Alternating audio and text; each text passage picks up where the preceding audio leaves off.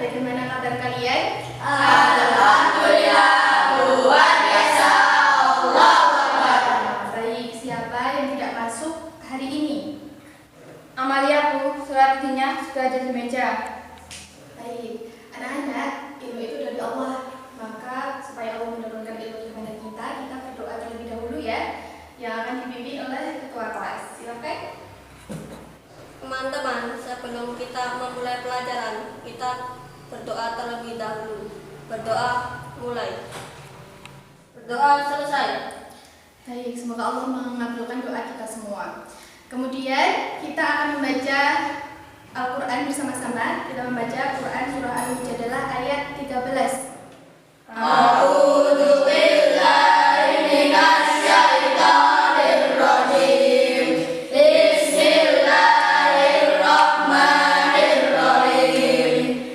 Asfaqtum an tuqaddimu baina yaday najwaakum shadaqat fa idh lam taf'alu wa taballahu alaikum fa aqimus sholata wa atuz zakata wa atiiullaha wa rasulahu wallahu khabirum bima ta'malun. Shadaqallahul adzim. Artinya, apakah kamu takut akan menjadi miskin karena kamu memberikan sedekah sebelum melakukan pembicaraan dengan Rasul? Tetapi jika kamu tidak melakukannya dan Allah telah memberikan ampun kepadamu, maka laksanakanlah sholat dan tunaikanlah zakat serta taatlah kepada Allah dan Rasulnya. Dan Allah Maha mengetahui terhadap apa yang kamu kerjakan. Baik, terima kasih. Nah, setelah kita membaca surah Al-Mujadalah, kemudian Ibu akan bertanya, kemarin siapa yang di akhir bulan Ramadan membayar zakatnya sendiri? Saya, Bu. Ya? Saya menyerahkan zakat saya sendiri. Nah, setelah menyerahkan zakat sendiri, bagaimana perasaan kamu? Saya merasa senang karena zakat saya diberikan kepada orang yang lebih membutuhkan. Wah, kita beri tepuk tangan. Nah, langkah pembelajaran kita pada siang hari ini yaitu pertama, Ibu akan menjelaskan tentang materi zakat terlebih dahulu. Kemudian nanti Ibu akan membagi kalian menjadi 3 kelompok yang masing-masing terdiri dari 3 orang. Kemudian Ibu memberikan lembar kerja atau lembar soal yang harus kalian jawab dan didiskusikan kepada kelompok kalian masing-masing. Ibu berikan waktu 5 menit. Kemudian nanti kalian akan mempresentasikan satu-satu hasil diskusi kalian. Nah, kemudian kita akan memberikan kesimpulan atau merumuskan kesimpulan dari hasil pertemuan kita. Nah, sebelum itu Ibu akan memberikan materi terlebih dahulu. Kalian harus mendengarkan dan memahami agar kalian bisa mendapatkan informasi atau pembelajaran lebih teliti. Nah, kemudian anak-anak, lihat gambar ini, kemudian amati. Di antara kalian, siapa yang mau berpendapat tentang gambar ini? Saya, Bu. Kita? Menurut saya ini adalah salah satu bahan pokok yang bisa dizakatkan. Wah, beri tepuk tangan. Setelah gambar tadi, sekarang gambar ini. Siapa yang mau berpendapat? Saya, Bu. Pada gambar ini seharusnya ada pengaturan zakat agar tidak terjadi perebutan. Baik, beri tepuk tangan. Kemudian gambar yang ketiga.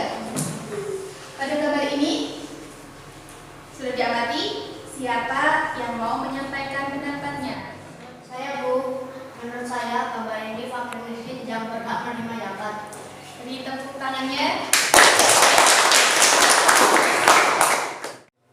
Baik anak-anak, sekarang materi kita adalah tentang zakat. Yang pertama kita akan mengenal pengertian zakat terlebih dahulu. Zakat adalah kadar tertentu yang wajib dikeluarkan kepada orang yang membutuhkan dengan syariat tertentu sesuai dengan fikih Islam. Dan kemudian zakat dibagi menjadi 2, yaitu zakat fitrah dan juga zakat mal atau zakat harta. Nah, pengertian zakat fitrah ini jiwa seseorang yang sudah melaksanakan puasa. Dan zakat fitrah itu berupa makanan pokok, berupa bahan pokok lainnya, seperti bisa berupa anggur, bisa berupa kurma, kismis, gandum, dan jagung dan lain sebagainya yang menjadi mata pencaharian atau bahan-bahan makanan pokok. Nah, di Indonesia ini kan kita menggunakan beras, jadi zakat fitrah berupa beras. Dan zakat fitrah landasannya di dalam Al-Quran banyak sekali, tapi Ibu mengambil di Quran Surah At-Taubah ayat 103, yang artinya, ambillah zakat dari sebagian harta mereka, dengan zakat itu kamu akan membersihkan dan mensucikan mereka, dan berdoalah untuk mereka. Sesungguhnya doa kamu itu menjadi ketentraman jiwa bagi mereka, dan Allah Maha mendengar lagi Maha mengetahui. Ini adalah salah satu landasan zakat fitrah di dalam Al-Quran. Nah, waktu pembayaran zakat itu ada yang diperbolehkan, ada waktu-waktu yang diwajibkan, ada waktu-waktu yang disunahkan, ada waktu-waktu yang makruh, bahkan ada yang diharamkan. Kalau diperbolehkan itu dimulai dari awal bulan Ramadan sampai terakhir bulan Ramadan. Kalau yang diwajibkan itu dari terbenamnya matahari penghabisan di bulan Ramadan atau akhir di bulan Ramadan. Kemudian disunahkan itu yang paling baik, yaitu dibayarkan sesudah sholat subuh sebelum sholat id. Tapi kan pengaturannya nanti kesulitan, jadi yang yaitu pada waktu akhir bulan Ramadan. Kemudian yang dimakruhkan itu yaitu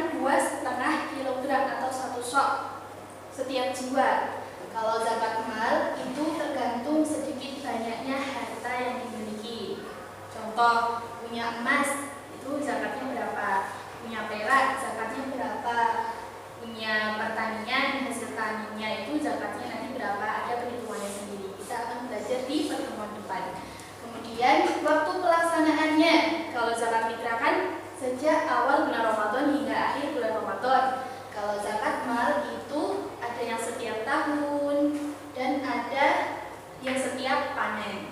Jadi harta zakat mal ini ada perhitungannya sendiri. Bisa dipahami? Bisa. Kemudian orang yang berhak menerima zakat itu ada berapa? Yang pertama, dua, tiga, empat, lima, enam, tujuh, terakhir Nah, kemudian mustahik zakat yaitu orang-orang yang berhak menerima zakat. Di antaranya adalah bisa disebutkan fakir. Fakir itu apa? Tidak punya penghasilan sama sekali. Yang kedua miskin. Apa itu miskin? Punya penghasilan tapi tidak cukup. Yang ketiga amil. Apa itu amil? Petugas mengumpul zakat dan distribusi. Yang keempat mu'alaf. Apa itu mu'alaf? Diharapkan sudah masuk Islam. Lalu budak menembus diri untuk merdeka. Gharib berhutang menyambung hidup. Sabilillah perang fisik membela agama Islam. Terakhir Ibnu Sabil kehabisan bekal. Baik. Kemudian setelah mengetahui orang-orang yang berhak menerima zakat, mari kita saksikan bagaimana praktek zakat fitrah. Silahkan disaksikan.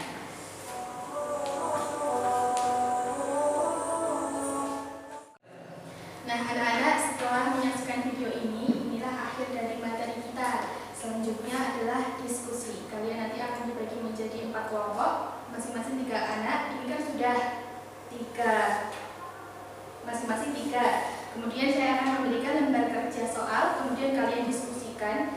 Saya beri waktu 5 menit, lalu salah satu di antara kalian maju untuk mempresentasikan hasil diskusi.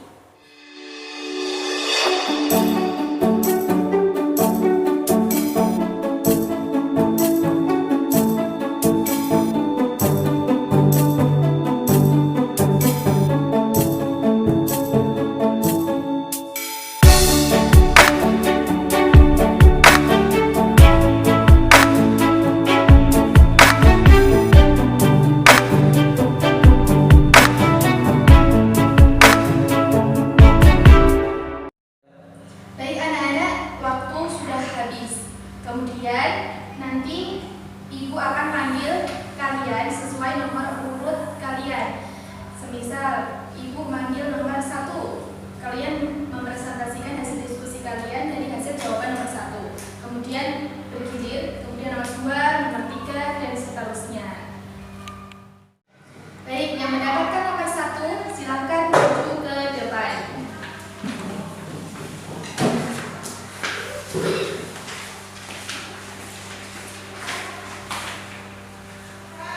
Dan kemudian presentasikan hasil diskusi dari masing-masing kelompok kalian. Baik Rizky, silakan mempresentasikan hasil diskusi. Menurut saya, kesadaran mengeluarkan zakat itu penting karena dengan berzakat akan membersihkan harta dan jiwa. Kemudian Salma. Menurut saya zakat itu penting karena zakat akan menumbuhkan sifat berbakti dan hati semua muslim. Baik, kemudian Mawang. Menurut saya, orang yang sadar akan zakat itu penting karena dengan berzakat, orang muslim menjadi tahu bahwa harta yang kita miliki bukan hanya milik kita, tapi di dalam harta kita ada orang lain. Terakhir Ari. Menurut saya berzakat dapat mengingatkan kita untuk menjadi manusia yang bersyukur atas harta yang kita miliki. Nah, tepuk tangan untuk kita semua. Kemudian kelompok 2, kelompok 1 silakan duduk kembali. Kelompok 2 yang mendapatkan angka nomor urut 2 silakan maju ke depan.